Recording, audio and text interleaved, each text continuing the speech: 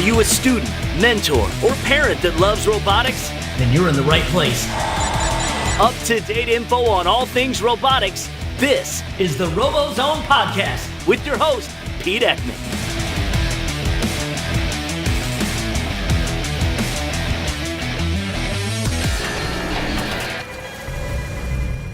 The Robozone podcast is brought to you by Kettering University. It's a Kettering-built world. Hello and welcome to the Robozone podcast. This is the 19th episode of the Robozone podcast for Tuesday, June 6th. In this podcast, we're talking about recruiting new members for your brand new FRC team, FTC team, or Lego League team for that matter. In addition, I have Scott Stap from Team 5084, the Fridge Bots out of Corunna, Michigan. So let's get to the interview. I hope you enjoy the episode and thanks for listening. With me tonight, I have Scott Stap. He is the head mentor from Team 5048 out of Corunna, Michigan, and that is the Fridge Bot. So, Scott, welcome to the podcast. Hey, how you doing? Good. So, they say we're in downtime, right? This is the downtime of the year, but it seems like it's almost ready to go and back into build season, doesn't it? Yep. Yeah. We actually never stop. We are actually building off-season robots. So even during build season, we're looking forward to building our off-season robots. We've got a lot of interesting projects going on. Do you want to go in a little more depth of off-season robots? Because I don't know anyone else building those. So we've actually got 2 or 3 wheelchairs. In fact, we had 2 wheelchairs until recently, and a friend of mine found out what we're doing, and he bought a 3rd wheelchair. And we are in the process of converting them into robots. One of them will be like a t-shirt launcher robot. The one my friend is picking up is going to turn into a camera. What do I want to say? It's for like tracking shots. It's like a camera dolly. It'll actually have a video camera on it, and the robot will be used to follow in parades or maybe a moving shot of a kid on a bicycle or something like that. And he's going to use it for producing videos. Almost like a sentry. It just follows the target. It follows the acquisition that you're following along. If I say target, it sounds like we're building stuff like BattleBots, and I don't want to go down that road. Yeah. And then the 3rd robot we're building is actually a band following robot. About 90% of the students or the team members in our team are from band. And when you get into the summer months, they get into these parades where they're marching in black uniforms and very hot, and it takes a lot of water. This robot will actually hold the water like a 5-gallon cooler with ice, and then hold the water bottles and stuff so that parents don't have to carry it. Right now, there's parents actually following the band, carrying all this stuff with them, and this robot will do that job. And we're hoping to put tracking systems and distance sensors and maybe even some GPS units on it. So I want you to do me a favor. As you build these bots, I want you to put the videos that you create up on your YouTube channel. I found your YouTube channel today, so I'm going to link that in this episode. So put the videos out there. I love the video. There's one out there that has the chicken dance music on it. It's in your build video. It was awesome. I was cracking up, seriously. But as you build those, because that's not something that's normal, make sure you put it out on the YouTube channel so everyone can watch, because that'd be interesting. I'd like to see a t-shirt shooting robot. So yeah, and we're actually doing that together with the mechatronics department in our school. The classroom is actually building the shooters, and we're building the robot base. So it's an ultimate combination of skills between the school and our robotics team. Nice. So, Scott, tell us a little bit about the Fridge Bots. Tell us a little bit about your history. You have a 5,000 number series, so everyone can kind of figure out when you started. But give us a little bit about the Fridge Bots and what you guys have done thus far.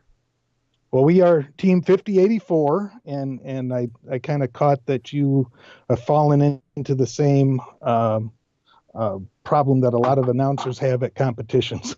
They get our numbers mixed up. But there is a 5048, and we play against them quite often. So 5084. Oh, was that's my started. dyslexia. I am dyslexic. Yeah, It's legitimate. So yeah, that was my dyslexic. Sorry, my bad. you're not the only one. It happens to everybody. So, um, we started back in over 4 years ago now. I went to we actually saw the Kettering kickoff on ABC 12, and I looked at my son. I said, "Hey, you want to go check that out?" He said, "Yeah." And they were doing the frisbee shooters, and we went and watched the off season competition at the Kettering kickoff. And I looked at him and I said, "Is this something you're interested in?" And he's like, "Yep." So, okay, let's make it happen at our school. We don't have one. Let's do it. So, I got a hold of Gail and worked with the school. And at one point, I mean, the whole team creation process at our school was frustrating, that because at one point the school looked at all this stuff and said, well, according to this, we have to put the money up front. We're not comfortable doing that. We're going to have to say no to the team. And I was literally in the middle of a parking lot at Myers crying my eyes out, because it's like, no, this is going to go forward. And I called in Gail and I called in some other people in the education community, and we ramrodded this thing in and literally made it happen. So our first season was the big 24-inch exercise ball, and we decided to make a robot that would actually open up its sides and catch the ball when it came over the truss. And we're thinking, hey, according to the rules, if a robot can shoot it over, we can catch it on the other side. We went down to a scrimmage, a preseason scrimmage, and took our robot down there, and there was members of another team that we've since grown to love. They were there and standing alongside, and they're like, that thing looks like a huge refrigerator. And as we're coming off the field, they're chanting, "Fridge bot, fridge bot, fridge bot." And the name is stuck. And if you look at our logo, that is actually our first season robot. It's not just a refrigerator; it's actually our very first season robot, and that's how the name was made, and that's how we got started.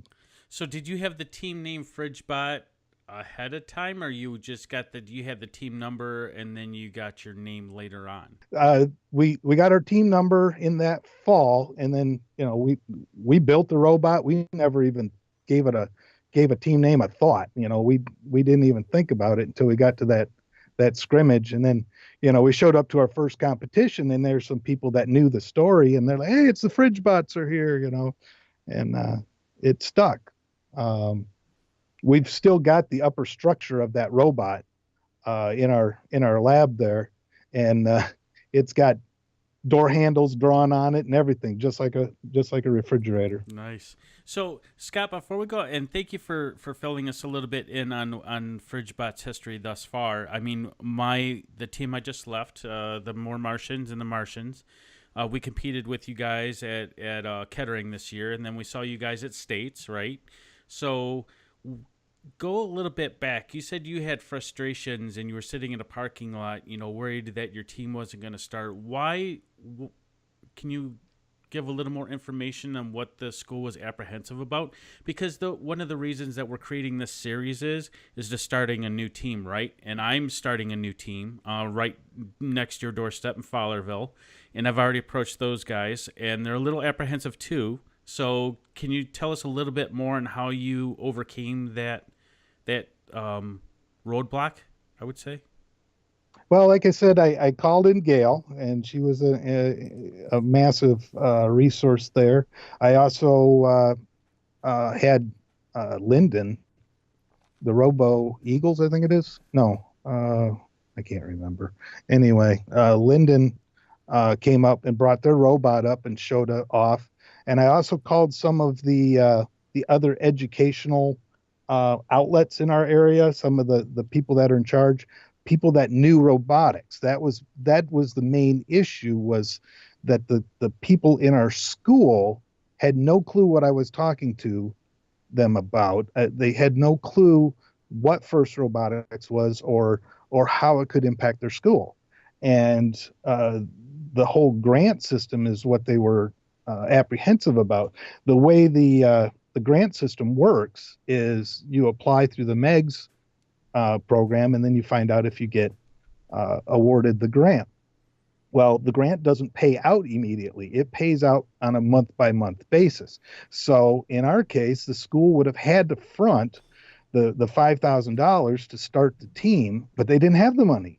Our school is not rich. They told me right up front, we do not have a single dime to put out on your robotics team.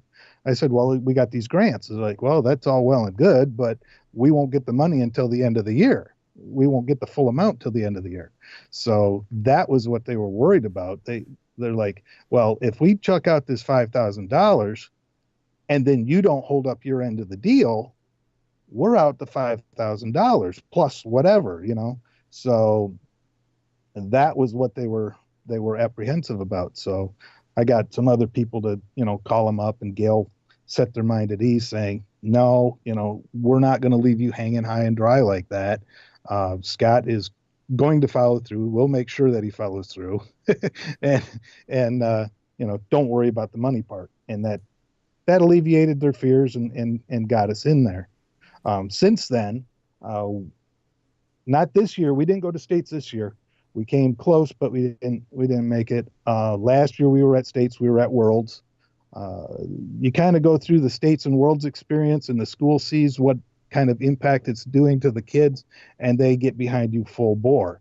They are right now remodeling a huge room for our robotics use. Many teams have come up and visited us and said, oh, this is your place? Yeah. You know, the school is now understanding the impact and the what do I want to say? I think impact was a good word. Yeah, I mean they've noticed the huge impact that it's made on the grades. Kids that come on our team, their grades go up, and you can actually track that. The grades go up. The kids are more interested in college. They're getting huge scholarships. Just a couple weeks ago, I was able to present chords at our honors night to our robotics team members, and I got up there and I said, I don't know if you guys realize this, but 3/4 of my robotics team is in the audience right now. And I don't know if anybody actually listened to that or not, but it's true. You know, there were not very many of our robotics team members not in that room at that point.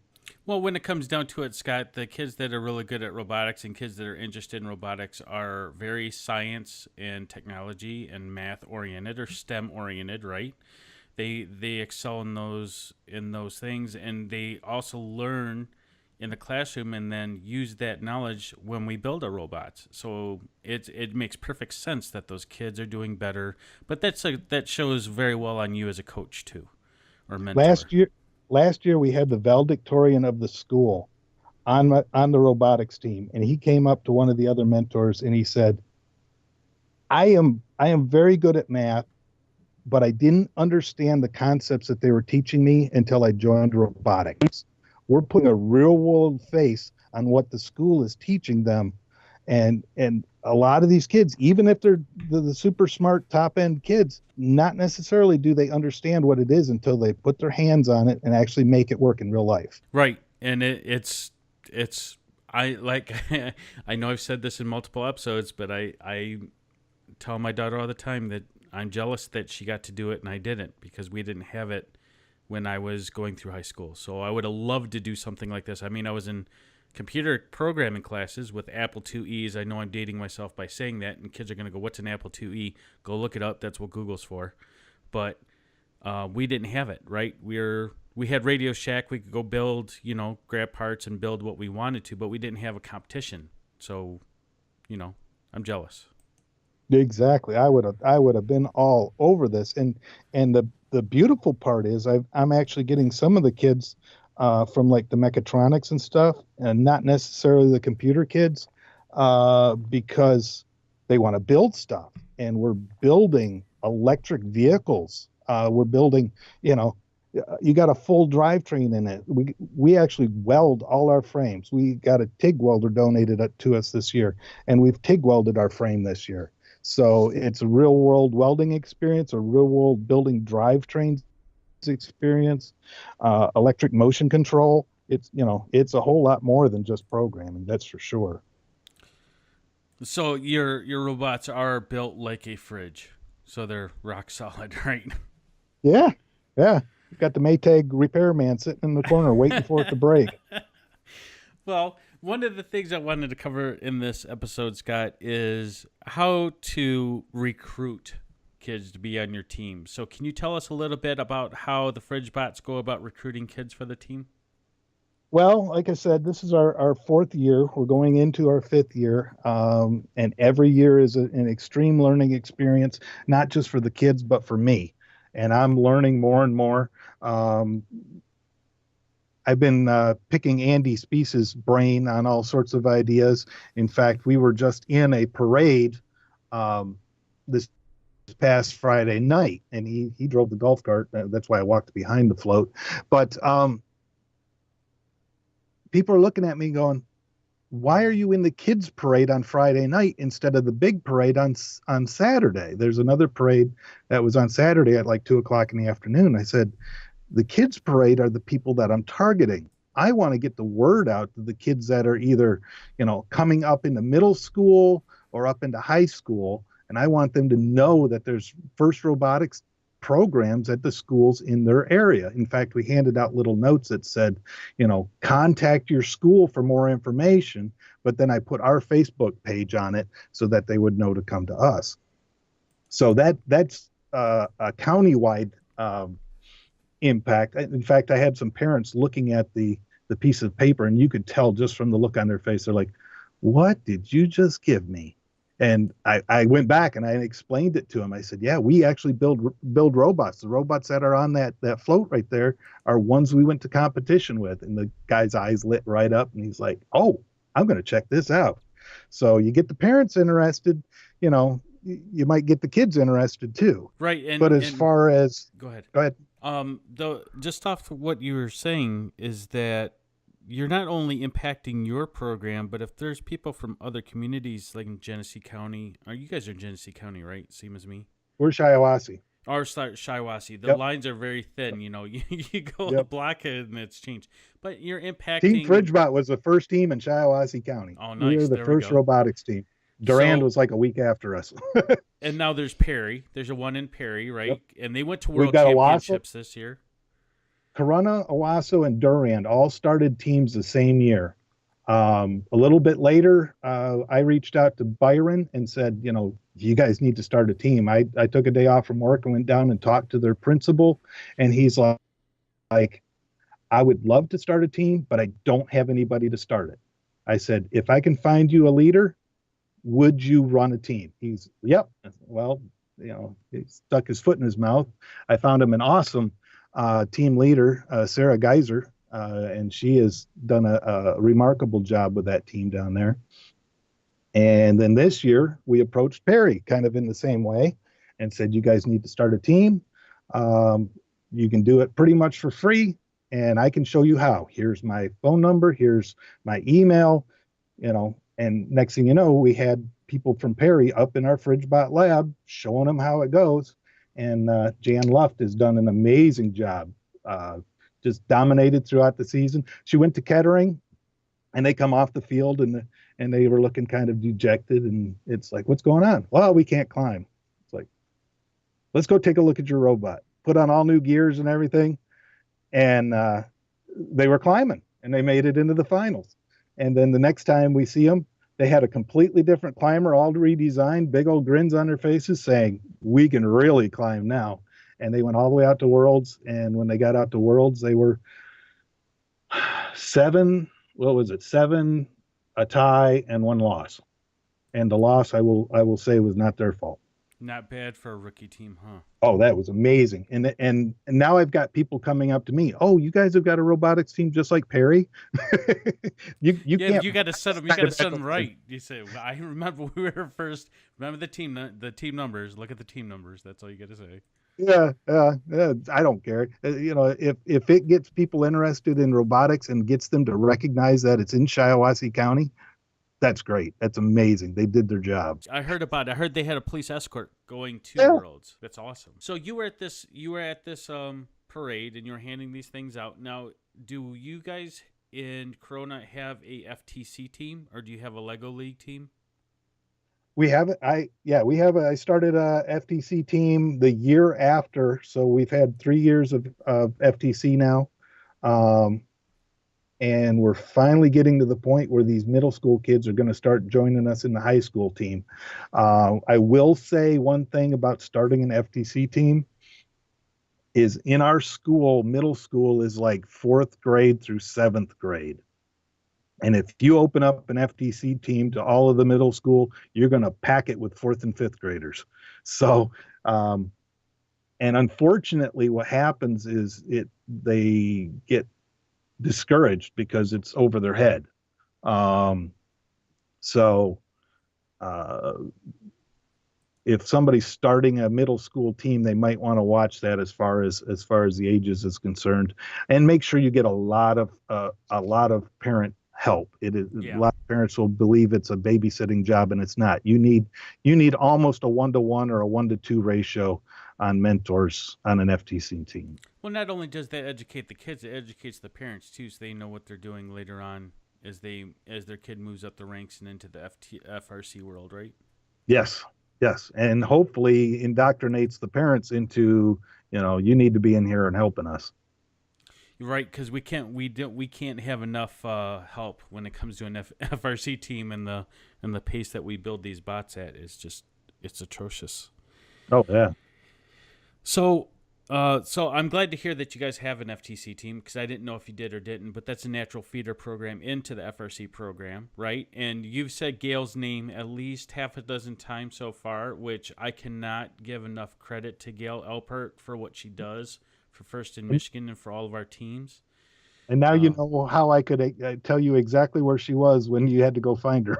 Yes, yeah, you did point her out to me that when I needed to find her, and now she can find me at will, because she heard that I can do AV and I do DJing on the side, and she's like, "Oh, guess what? I got some work for you." But that was before I told her I'm starting a new team. So once I told her I was starting a new team, I'm like, I can't volunteer to do that stuff and try to run a team. I got to run the team. But she was very happy.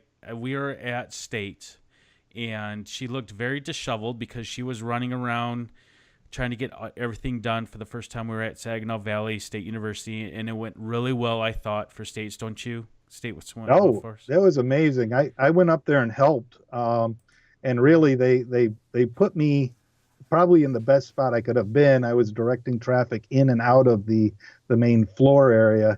I was the one of the last people they saw. They went out to the competition arena, and one of the first people they saw when they came back to the pits. So I got to see everybody at least twice. Right. So. And when I saw her, it was before competition started and the practice field was going up, and Kettering University donated that field for us to use. Thank you, Kettering University. Wow. Not just saying that because they're one of our sponsors, but I'm just saying they do a very good job for us as Robotics. And she looked very disheveled, and I said, "Hey, Gail, I got something that'll make your day." And she looks at me, and her eyes get little, squinty. And I said, "Hey, do you remember you don't have a team in Fowlerville?" And she goes, "Yep." I said, "You do now." And she goes, "What are you talking about?" I said, "I'm going to start a team in Fowlerville." And she lit up like a light bulb. That just proves to me how much Gail loves First, and she loves FRC, and she loves robotics, and what she does for us. No one could thank her enough. By far. If every mentor that we have lined up and thanked her, I don't think that's enough. But if you're listening, Gail, thank you for everything that you do for us. Because I'm going to lean on you for some help here in the coming months. So I'm calling in my favor now. So and thank you, Kettering, for all the help you do to all the teams in the facility and around the facility. I mean, I can call up Bob and say, "Hey, can we borrow the practice field?" He goes, "Just tell me what time." They have bent over backwards with training classes and the practice field, and bringing those teams in there and doing the kickoff and all the kickoff activities at the game release.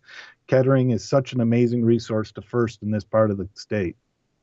It is. And you said when we first started this conversation today for this podcast that you thought you heard about Kettering Kickoff. Right? You and your son went to Kettering Kickoff. Tell us about that first experience that you had at Kettering, because this Kettering kickoff is coming here up in September, and I'm going to give that. I'm going to give that information out after we're done with our interview and towards the end of this podcast. I'm going to give the exact information so people can plan. But tell us about what you experienced at the first Kettering kickoff that you went to. Oh, it was overwhelming. We literally had no idea what was going on. Truthfully, I thought there was more organization to it than what there was, because it seemed like the kids were it was almost like on cue. All of a sudden everybody jumps up out of the stands and starts dancing along the side of the arena. I'm like, well, who told them to do that? That's a little weird. And I couldn't figure out how the teams were coming onto the field and going off the field, and it's like, wow, this is major. And I couldn't figure out why I hadn't heard about it before, but it was just incredible. And then to watch these robots shooting Frisbees into goals that were 8 feet up in the air and making them most of the time. Of course, you got to remember Kettering kickoff is the robots after they've already been through a whole season of competition. So they're doing quite well at that point. But well, they're either doing quite well or they're just being put back together from the battle that was the previous season, right? Yep. And we, since then, we have competed at the Kettering kickoff. It is not one of our normal events, mainly because there are so many teams in this area. We kind of want to, go experience other locations and other deals, because Kettering is always our home when it comes to competition. Love Kettering University. We never have had a bad experience at any competition we've had at Kettering. Right, and you want to allow other teams to have that experience too, because if you do it every year, you're taking one spot away from a new team, like not my team, because we wouldn't be competing or have a bot ready. But I'm saying Perry is a perfect example. They just, they were a rookie this past season, and they've never been to Kettering kickoff, so this is their first time they could get to go.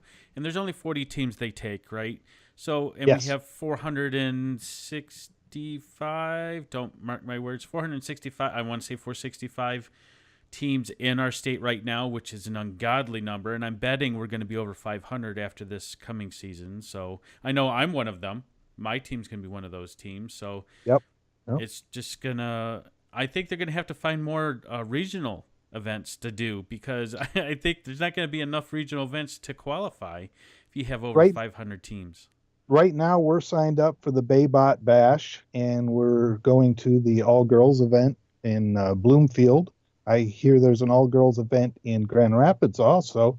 I'm trying to keep my fingers on the pulse of what's going on in Michigan, and I've actually started a Facebook page, the Michigan Robotics Events and Training page. I'm trying to list all the upcoming robotics events and training that's being offered. So if a team has got a training that they want to advertise, more of like a billboard style, they can put it on that page.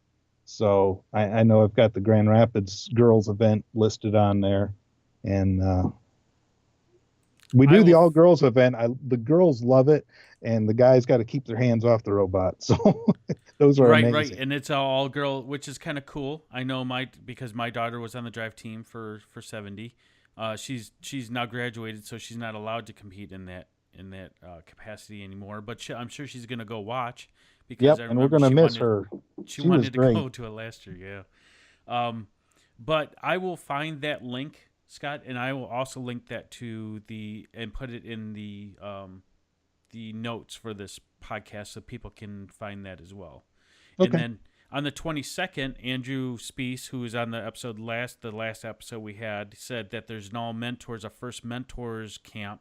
Yep, and I'm a co-admin on that page, First Mentor, and we are always looking for information that helps mentors, not necessarily teams. So like your podcast here on how to start a team would be incredible on that page. So yeah, I'm glad I'm helping him out with that.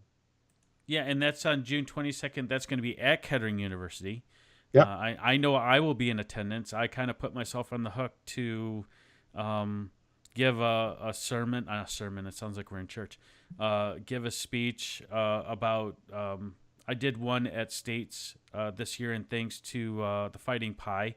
The Fighting Pie 1718 asked me to come to States and give a speech or a lecture. That's a better word.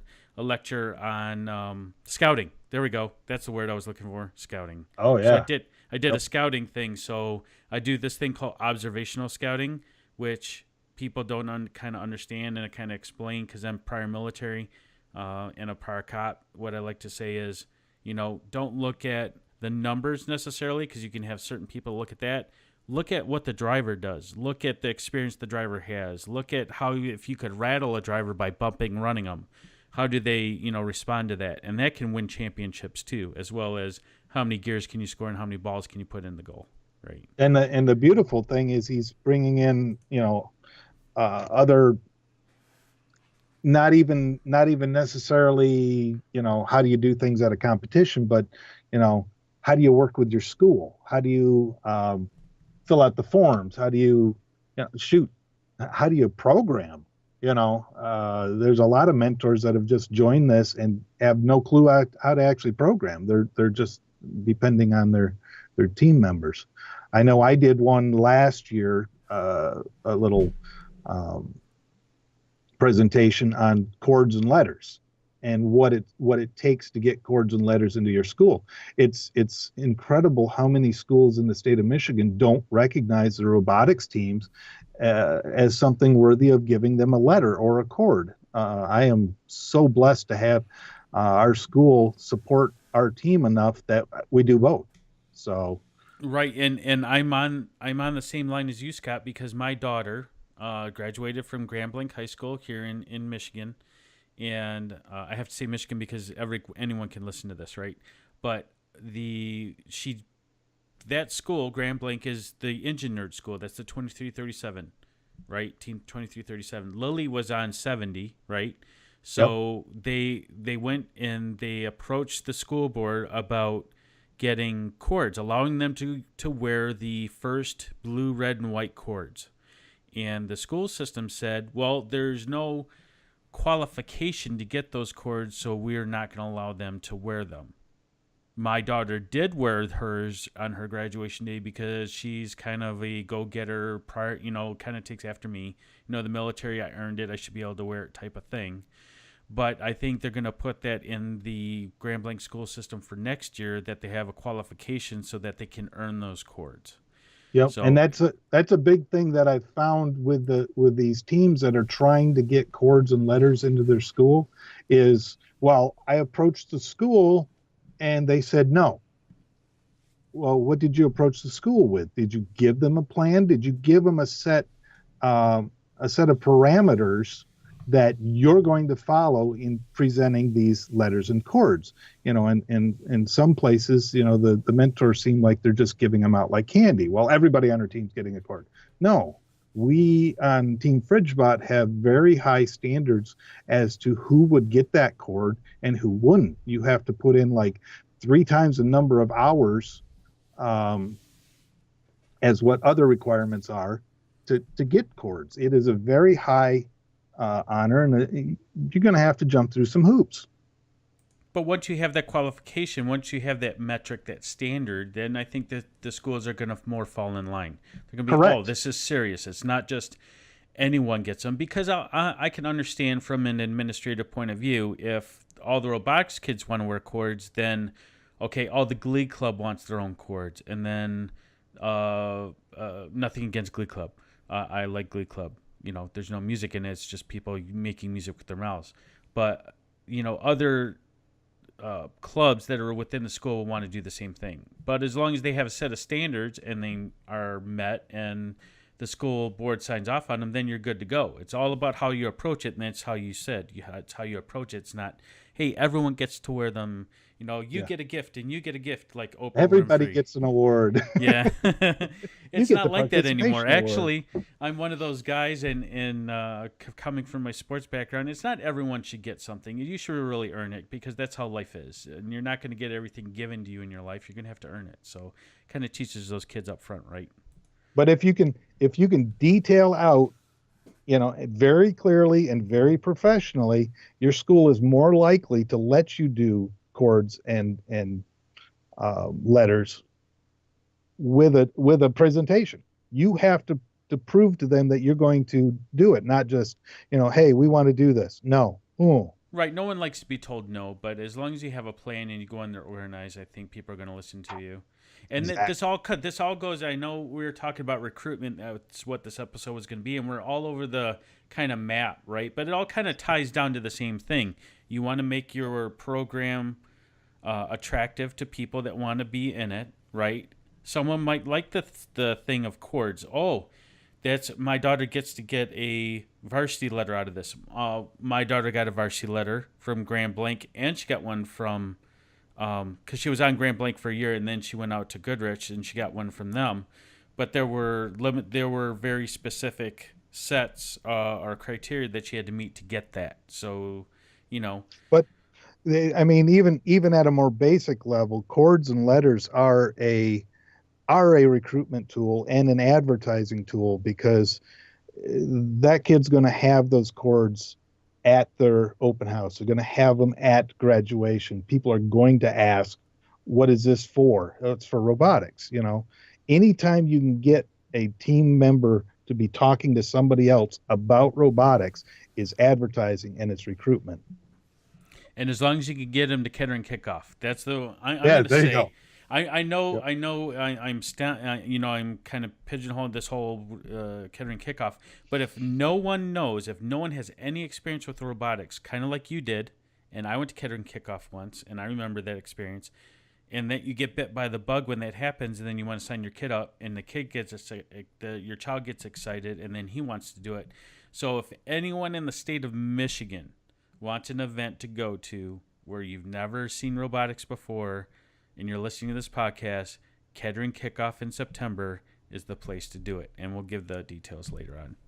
Yep. And like I said, there are other events. So if you're down in Bloomfield, take your friends to the all girls event in Bloomfield. If you're, up in Midland, Baybot Bash. That is an incredible event. Tell us a little bit more about that one, Scott. When is Baybot Bash? It's later on in the year. I think it's like November, towards the end of November. Okay. So you will have time to get kids in the school interested and say, hey, we're taking a team up. Would you like to come up with us, be an honorary part of our team, and actually be in a competition before you sign up to build a robot? And usually that little taste of being on the team and knowing what's going to happen in the future gets them hooked. So. And that's all you need. You just need that hook, and they're done. It's just like anything else in life. Once you experience something and you want to do it, you will seek it. Well, at least this is me. You'll seek it out, and you'll get it done. And I believe it's very important to get them to a competition like this. If there's a student in your school that might be interested in robotics, you get them to one of these competitions. You get them involved with it a little bit before build season starts.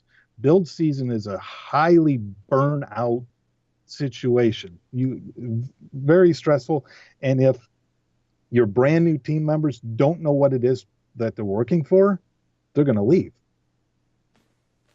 Why am I putting in, 4 hours a night, 5 nights a week, plus 8 hours on Saturday?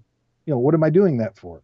Right. If they go to the Kettering Kickoff, if they go to the Baybot Bash, the all girls events in Grand Rapids or Bloomfield, they'll know what's going on.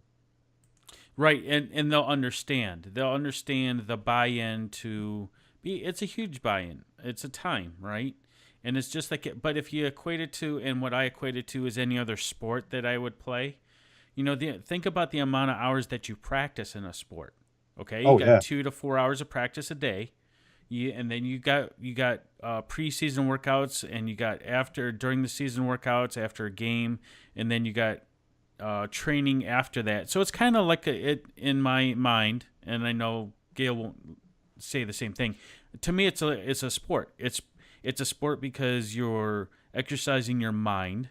You're exercising those muscles because you're picking those robots up and down, left and right, and those things are not light. We're talking about 150 pounds of pure metal and steel and wiring, and so you got to be in shape a little bit. So there is a sport there, and it is competition, but it's probably the most fair competition out of anything.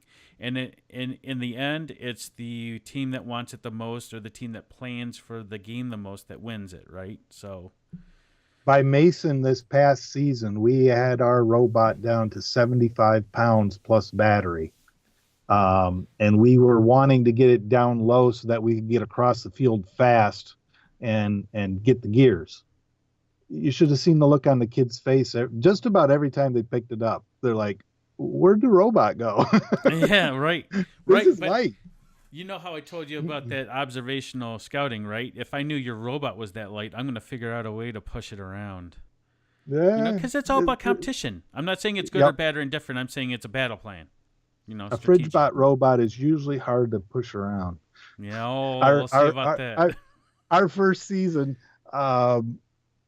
Clint from Engine Nerds was watching us, and Jay, our lead driver, he was driving around just kind of being careful, and Clint leans over and goes, "You need to drive it like you stole it.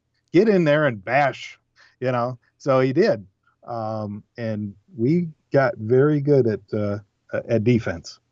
That would be a good that's one branding. of our hallmarks. It wouldn't be. It's not good branding for my team. I already have my saying in that stuff. If someone wants to put that on a flag that says "Drive it like you stole it," I think that would be a cool flag to see at a competition, because it's all out or nothing, right? You want to win. So, but I guess you were asking about other things that we do. Yeah. In our school, we've got orientation days. So when the eighth graders come up. When the seventh graders turn into eighth graders and come into the high school, they have an orientation day. We make sure our robot is one of the first things they see when they come in that door. We're driving it around, showing it off. Do you want to drive it? Here you go. Our robotics team meets on Tuesdays and Thursdays. Come on in and see us. Middle school orientation day, we also do the same thing for the FTC. We take the robots in and let the kids do it. We even build a couple little Vex robots, different designs, and have the different kids playing with them. The school just went through a club sign-up day where our team members showed off and said what we do and showed our robot and whatnot.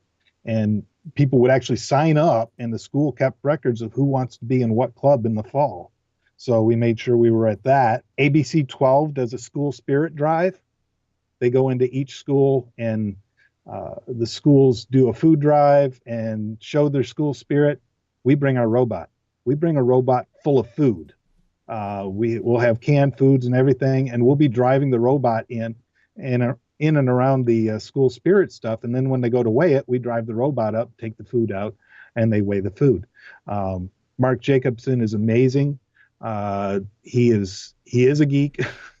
So if you have a robotics team, he is very open to robotics, and he will usually do an interview with us off to the side for one segment out of the school spirit drive. So that gets us on TV, and it gets us in front of the school body as a whole for our robotics. Those Sloan Auto Show.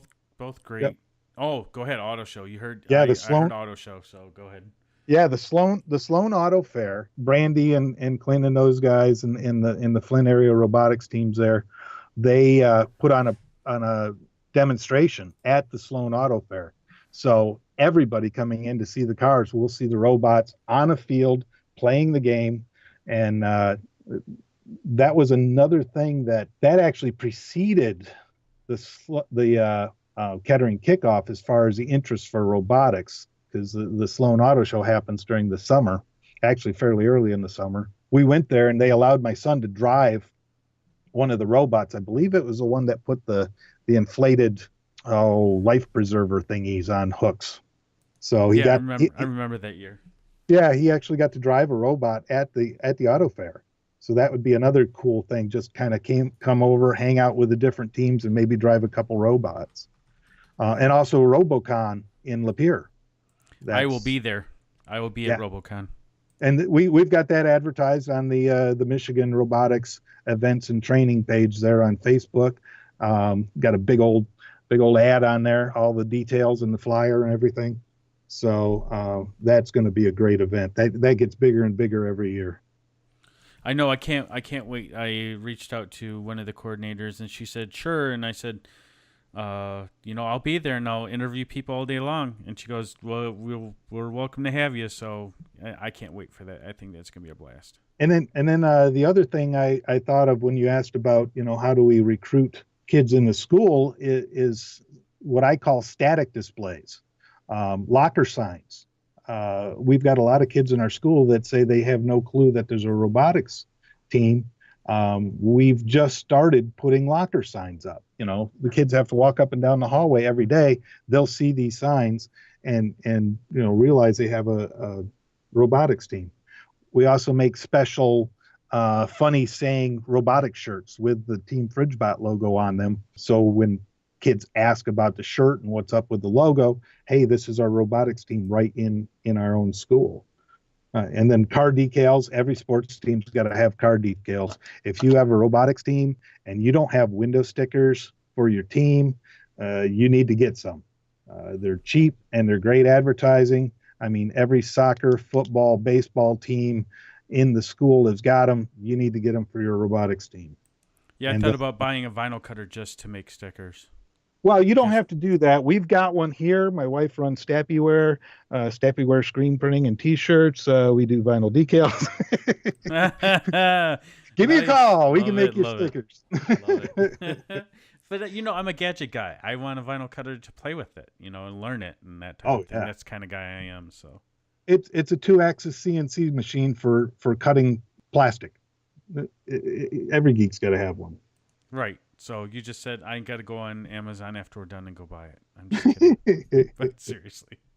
The other thing that is really cool is robotics projects that are visible in the school. So say your robotics team needs something built, have the metal shop build it.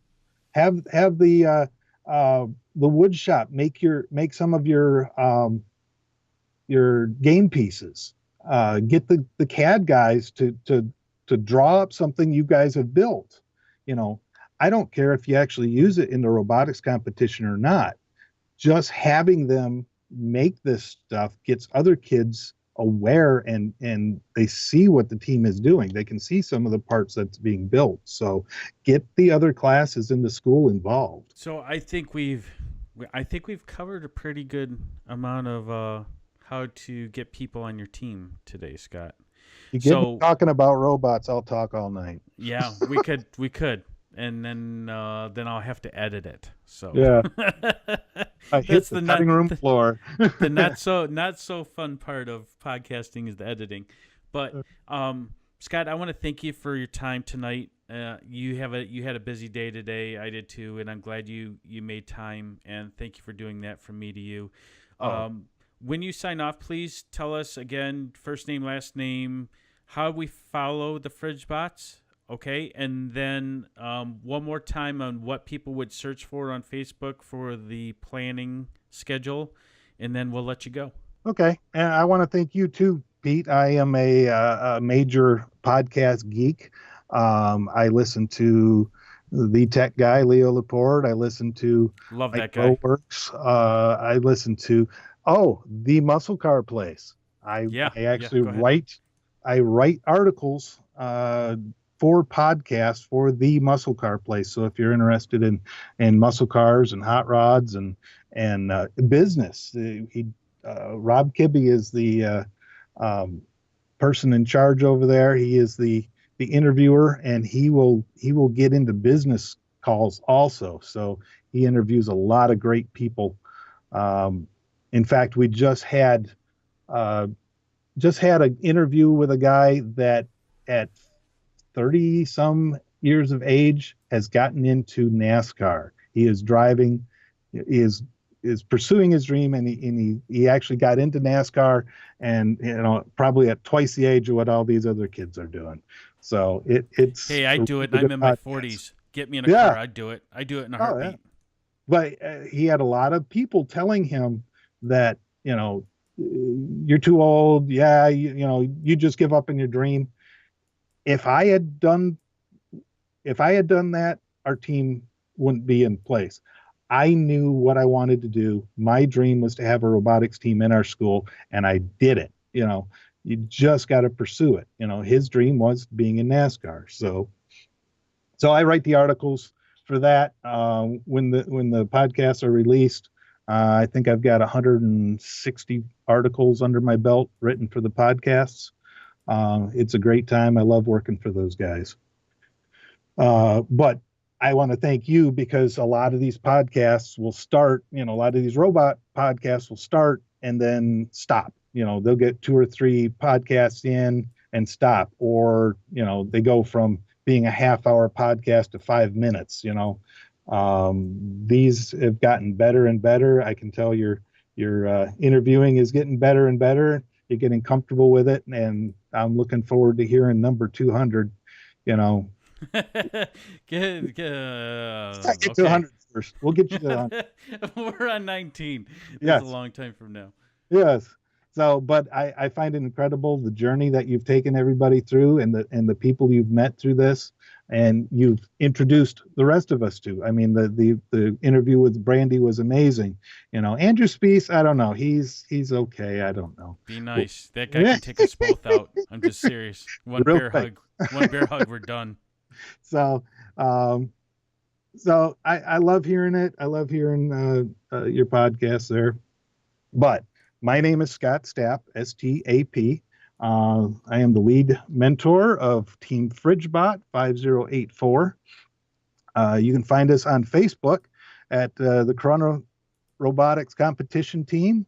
You can find the information about upcoming events in the state of Michigan at the Michigan Events and Training, Michigan Robotics Events and Training on Facebook. Andrew Speece has got a First Mentor Facebook page that I help him out with.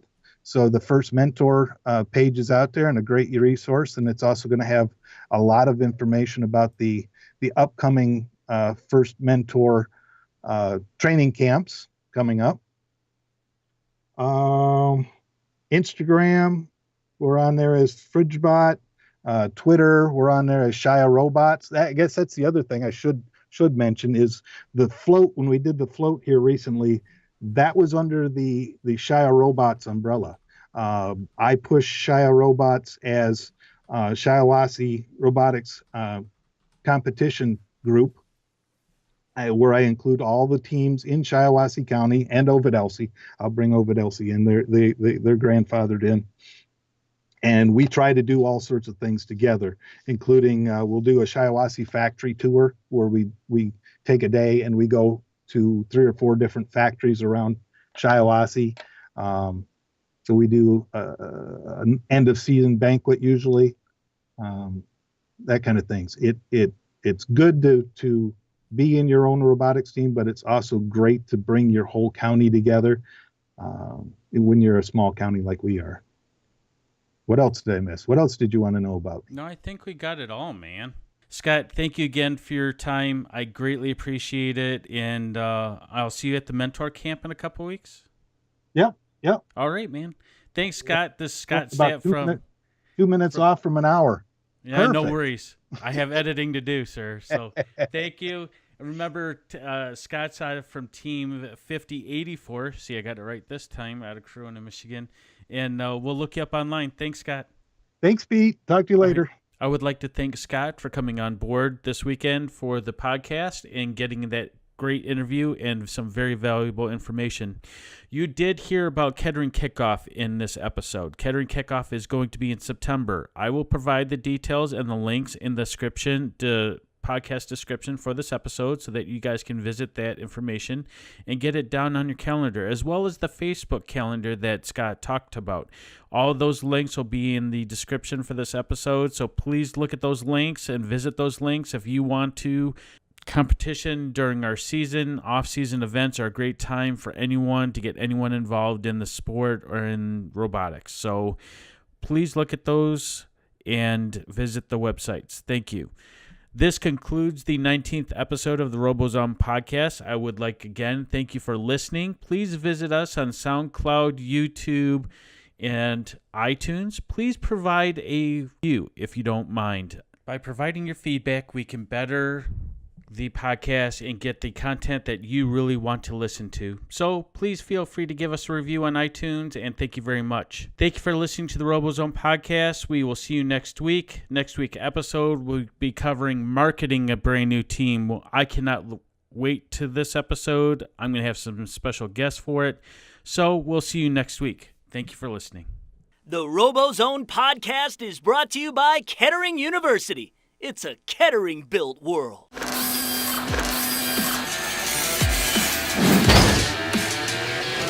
Thanks for listening to the Robozone podcast with your host, Pete Ekman. Find us online at robozonetv.com and on Facebook, Twitter, YouTube, and Instagram.